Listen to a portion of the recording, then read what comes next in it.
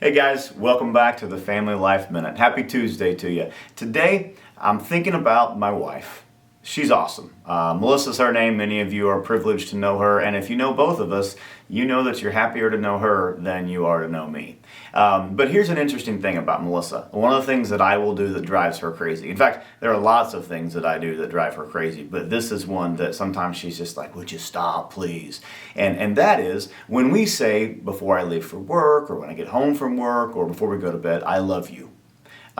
Sometimes I love you begins to sound like don't forget to take out the trash, or telling your child to shut the door when they go outside for the millionth time in one day. It just becomes kind of normal. A bless you after you sneeze, or something like that. And so when she says I love you to me, because I'm a guy that loves words, I'll say, why?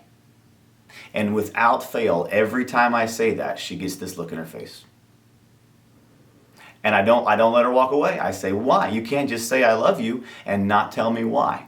And I want to read to you a passage of scripture real quickly. It's kind of on par with this. The Apostle Paul is talking to the church in Thessalonica, or Thessalonica if you prefer, in 2 Thessalonians chapter 1, verses 3 and 4. And he says this, "We ought always thank God for you, brothers and sisters, and rightly so." So basically he's saying, we're thankful for you. But he doesn't stop there. He says, we're thankful for you because your faith is growing more and more, and the love all of you have for one another is increasing. Therefore, among God's churches, we boast about your perseverance and faith in all the persecutions and trials you are enduring. So he doesn't just say, I'm thankful for you. He actually says, I'm thankful because your faith is growing more and more, the love you have for one another is increasing, and your perseverance and faith in all the persecutions you are enduring. When those folks would have been reading this letter, that would have meant a lot to them, because he didn't just say, hey guys, I'm thankful for you. He said, here are the reasons. And the same is true in a marriage, and the same is true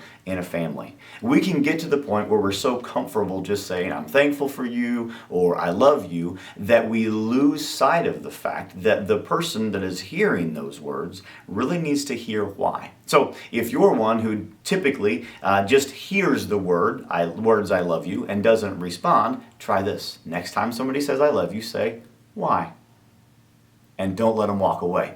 If you're someone who typically just says I love you, and in your own mind you know the reasons why, but you don't always articulate them, let this be a challenge to you this week. To your spouse, to your significant other, to your children, to anybody that you really do love and care for. Go out of your way. If you're going to say the words I love you, find reasons why. And over almost 18 years of marriage, I'm hopeful that I've given Melissa lots of reasons to say that she loves me. Lots of reasons why. And for my children, all of them at various different ages, we've got a 10-year-old, a 9-year-old, two 7-year-olds, and all of them have developed in my own heart different reasons why I love them. So I shouldn't just say to my wife or my kids, I love you. I should say, I love you because.